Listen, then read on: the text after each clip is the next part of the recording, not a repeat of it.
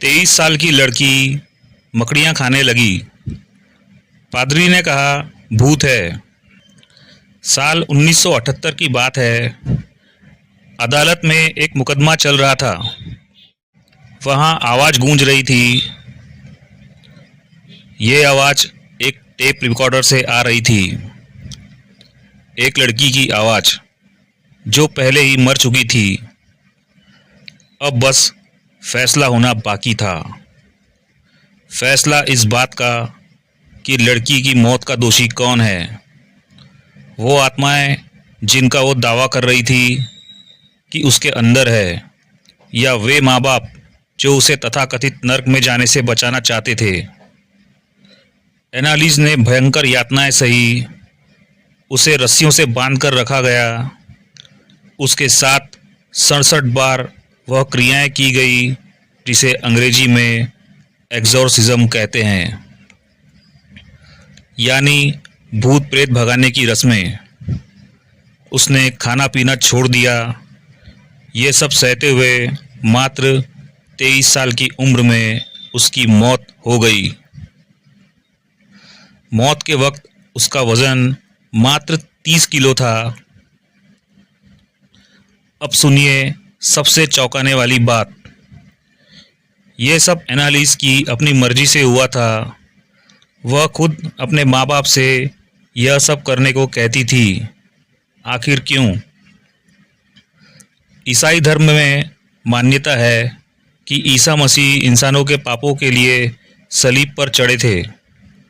ईसाई धर्म को पूरे दिल से मानने वाली एनालिस को भी यही लगता था कि वह दुनिया के पापों की खातिर दर्द सह रही है,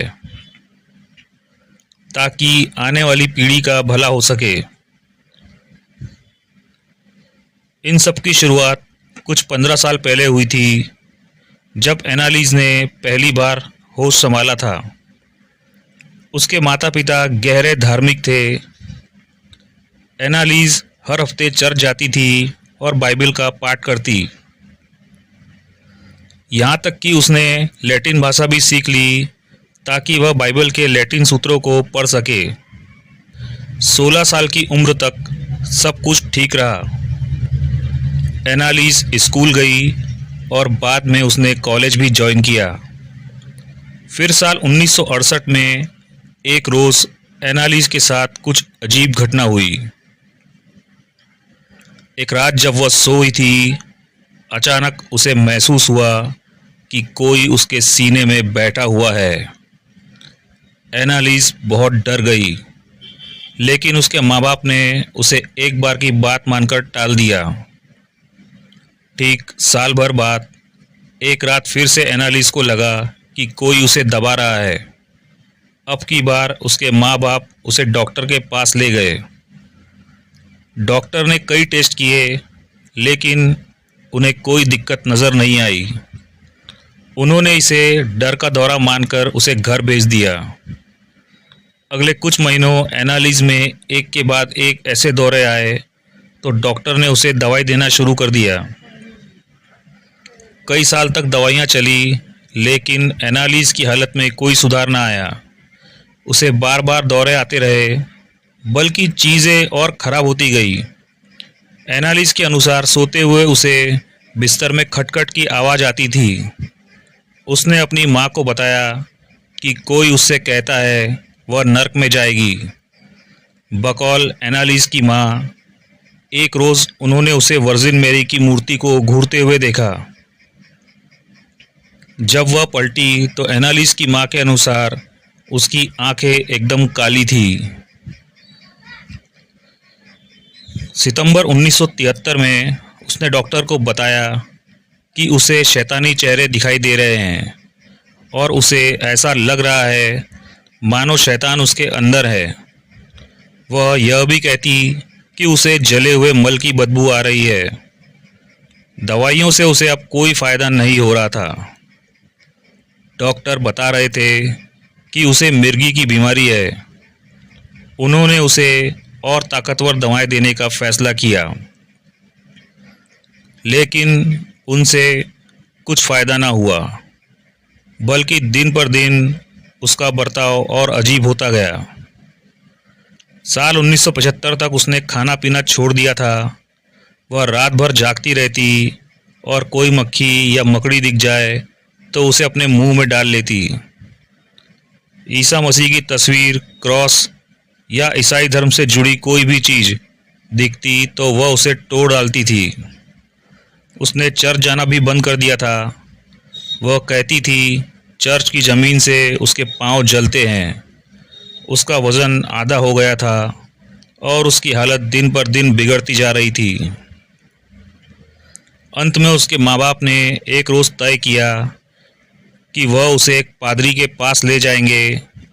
पादरी ने एनालिस से मिलकर फैसला सुनाया कि उस पर शैतान का साया है। उन्होंने चर्च से एग्जॉर्सिज्म की परमिशन मांगी, लेकिन चर्च ने इनकार कर दिया। दरअसल 1973 में एक फिल्म आई थी द एग्जॉर्सिस्ट, जो खूब हिट हुई थी। तब से चर्च के पास ऐसे मामले बढ़ते जा रहे थे जिनमें लोग एग्जॉर्सिज्म की मांग करते थे। अधिकतर केसों में चर्च इनकार कर देता था और ऐसा ही उन्होंने एनालिस के साथ भी किया। एनालिस के माता पिता ने कैथोलिक चर्च के बिशप जोसेफ स्ट्रेंगल से मुलाकात की और अंत में उन्हें एग्जॉर्सिज्म के लिए मना लिया। बिशप जोसेफ स्ट्रेंगल ने एक और पादरी आर्नोल्ड रेंज को एग्जॉर्सिज्म की जिम्मेदारी सौंपी। यहाँ से शुरू हुआ यातनाओं का एक लंबा दौर, जिसमें एनालिस के ऊपर 67 बार एग्जॉर्सिज्म किया गया। इस दौरान वह अजीब सी गुर्राती हुई आवाज़ में लैटिन में बोलती थी। उसकी सारी बातें रिकॉर्ड की गई। इनमें वो खुद को हिटलर की आत्मा बता रही थी। रोमन सम्राट नीरो और शैतान की आत्मा भी अपने अंदर होने की बात उसने कही। उसके अनुसार वे सब उसकी आत्मा को नर्क में ले जाने के लिए आए थे। आत्मा का तो पता नहीं, लेकिन इस चक्कर में एनालिस का जीवन सचमुच का नर्क बन गया। पादरी से मिलने के बाद उसने दवाइयाँ खाना छोड़ दिया, जिससे उसकी हालत और बिगड़ती गई। जून 1976 तक उसका चेहरा धंस चुका था। बाकी शरीर बस हड्डियों का कंकाल लगने लगा था। इसके बावजूद उसने डॉक्टर के पास जाने से इनकार कर दिया। 30 जून 1976 को उसके साथ आखिरी बार एग्जॉर्सिज्म किया गया। अगली सुबह जब उसके माता पिता कमरे में गए तो उसकी मौत हो चुकी थी। डॉक्टरों ने उसकी मौत का कारण भुखमरी बताया। हालांकि कहानी यहीं ख़त्म नहीं हुई। एनालिस की मौत के बाद पुलिस ने उसके माता पिता और पादरियों पर गैर इरादतन हत्या का केस दर्ज किया। मामला अदालत तक पहुंच चुका, जहां बचाव पक्ष ने दलील दी कि सब कुछ एनालिस की मर्जी से किया गया था और इस दौरान वह बालिग थी, इसलिए दवा या इलाज करना न करना उसका हक था। एग्जॉर्सिज्म पर भी कोई कानूनी रोक नहीं थी। दूसरी तरफ सरकारी वकील की तरफ से डॉक्टरी जांच की दुहाई दी गई, जिसके अनुसार अगर एक हफ्ते पहले भी एनालिस को डॉक्टरी मदद मिल जाती तो वह जिंदा बच सकती थी। अंत में अदालत ने सभी अभियुक्तों को दोषी मानते हुए 6 महीने की जेल की सज़ा सुनाई, लेकिन बाद में उसे प्रोबेशन में तब्दील कर दिया गया। कुल मिलाकर हुआ यह कि अंधविश्वास और कट्टर धार्मिकता ने एक 23 साल की लड़की की जान ले ली। लेकिन ड्रामा यहाँ पर भी ख़त्म नहीं हुआ।